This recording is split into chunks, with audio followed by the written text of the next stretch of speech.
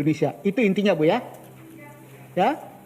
Kalau darah bayar darah, Bu, bukan negara hukum namanya itu, Bu. Ya, itu perang. Ya, itu di luar kemampuan Komisi 3 melakukan pengawasannya. Saya minta yang seadil-adilnya aja. Nah, itu ya Bu ya. Jadi agak susah nanti kita menyampaikan darah dibayar darah. Ini bukan negara hukum, Bu. Ya Bu ya, mohon maaf. Oke, silakan. Sudah sampai di mana? Siapa yang mewakilin lawyer? Mungkin boleh kami tahu. Silakan ya. Tolong perkenalkan nama. Ya, terima kasih pimpinan. Saya Aziz Yanuar. Saya kuasa hukum dari keluarga korban ini. Ya, jadi saya mau sampaikan bahwa upaya yang sudah kita lakukan adalah pada hari Senin pas kejadian sore hari, mungkin siang atau sore, kita langsung menghubungi Komnas HAM. Kemudian Komnas HAM langsung datang sore hari berkumpul di daerah Petamburan untuk kemudian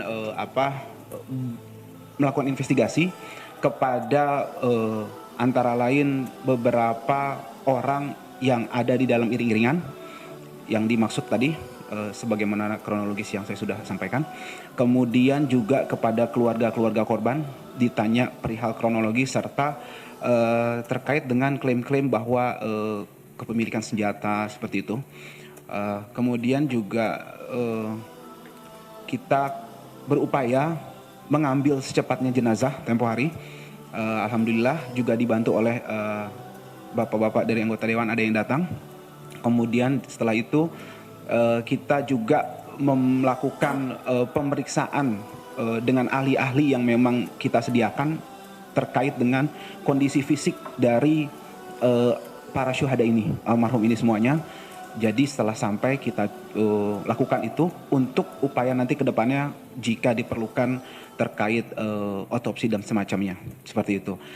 Kemudian kita juga sudah berkoordinasi dengan LPSK sehubungan dengan kesaksian-kesaksian baik itu yang ada di iring-iringan, yang berkomunikasi terakhir dengan para syuhada ini, juga dengan saksi-saksi yang ada di sekitar kilometer tempat diduga pembantaian ini terjadi.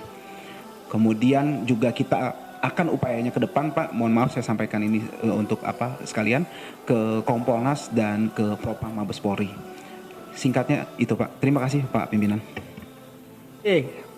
Terima kasih Bapak Ibu Komisi 3. Ada hal-hal yang mau disampaikan? Silakan. Mulai Pak Suding. Ya, makasih pimpinan, Bapak Ibu yang saya hormati. Pertama saya menyampaikan berduka cita. Semoga almarhum husnul khotimah. Kita juga merasa bersimpati terhadap apa yang dialami oleh keluarga korban atas peristiwa ini. Para keluarga korban tadi sudah menyampaikan dengan perasaan bagaimana ditinggalkan oleh keluarga dan ada rasa untuk bagaimana menuntut satu rasa keadilan atas peristiwa ini. Tentunya sebagai institusi negara yang memang diberikan kewenangan apalagi bermitra dengan aparat penegak hukum, saya kira aspirasi ini akan kita tindak lanjuti nantinya bagaimana agar keadilan tetap ditegakkan dalam peristiwa ini. Ini saat peristiwa kejadian yang ada di Cikampek, Bapak Ibu. Apakah ini, kalau saya secara umum aja saya tanya, memang keluarga-keluarga ini sering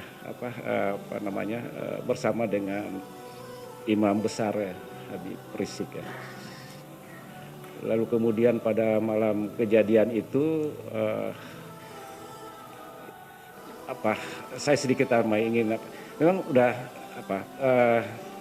kapan Ibu mendengar adanya berita tentang keluarga yang meninggal ini? Kan malamnya kejadian, lalu kemudian kapan mendengar berita bahwa yang bersangkutan meninggal? Apakah ada pemberitaan sebelum ada rilis dari pihak aparat keamanan? Lalu kemudian berikutnya diserahkan ke keluarga korban jenazah, bagaimana sempat apakah dimandikan dan bagaimana kondisi almarhum pada saat diserahkan kepada keluarga. Dan tadi juga langkah-langkah yang sudah disampaikan oleh pengacara dan sampai sejauh mana ya katakanlah proses yang dilakukan baik di Komnas HAM dan sebagainya. Saya berduka cita untuk itu. Terima kasih. Oke. Sabar ya. Ini ada pertanyaan Suding. Sabar. Bapak Ibu keluarga korban, ada pertanyaan Pak Suding. Yang pertama, apakah korban ini ya selalu mendampingi Pak Habib Rizik? Begitu ya pertanyaannya Pak Suding ya. Yang kedua, bagaimana kondisi korban ya pada saat dimandikan dan macam-macam? Mungkin ada hal-hal yang disampaikan tentang itu. Ya, ada nggak kira-kira yang disampaikan? Karena tentunya keluarga korban melihat jenazahnya sebelum dimandikan. Itu ya, Ding ya. Oke, kami persilakan dari keluarga Andi. Silakan, Pak. Ya. Untuk menjawab pertanyaan Pak Suding, Bapak lihat mayatnya nggak?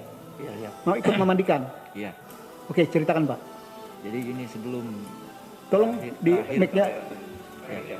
Halo. Terakhir saya tanggal 5 masih kontak-kontakan dengan beliau ya. Bahwasannya masih kondisinya sehat, mendampingi Habib di Mega Mendung. Ya, terakhir. Nah, terus kalau nggak salah kejadian Senin gitu. Senin udah lepas, saya udah kagak tahu berita ponakan saya. Iya. Ya, hari Senin itu kan beritanya saya dapat siang. Baru kepastiannya itu siang. Ya, sebetulnya sih saya masih nggak mau nanggepin betul atau belum karena belum jelas, belum dapat lihat gambar foto atau siapa. Ya, tapi udah dapat di mobilnya bahasanya seperti itu. Ketika pas hari malam tuh hari tanggal 8 penyerahan jenazah kemarin ya, saya lihat pemandiannya itu gak bisa saya bayangin bisa seperti itu sadisnya gitu. Penembakan itu jelas-jelas jarak dekat gitu ya. Kondisi mata tembakan begitu banyak di badan, ada 4 badannya ya. Mata bolong tubuh ya. Belakang ke belakang. Yang saya tahu bolong di belakangnya. Matanya bumer. Gimana coba itu? Gimana kemanusiaan seperti itu ya Allah? Belakangnya kebakar. Apanya Pak? Yang di sini kan bolong Pak. Jelas tembakan. Tapi kan yang di belakang saya lihat kan bolong. Tapi jenazah kan yang udah merem. Tapi ini bengep Pak. Hancur. Wah, saya kalau dari depan saya rasa tembakan itu peluru muka mata hancur saya rasa kalau dari depan. Kemungkinan prediksi saya seperti itu. Jelas ini bolong, yang belakangnya memang. Iya. Bengep. Ya kan. Itu diapain bisa kayak kebakar juga belakangnya. Saya mohon dah. Ya. Penegak hukum kalau seperti ini terus gimana ada nanti negara kita dianggap. Ya, itu aja Pak, saya mohon Pak.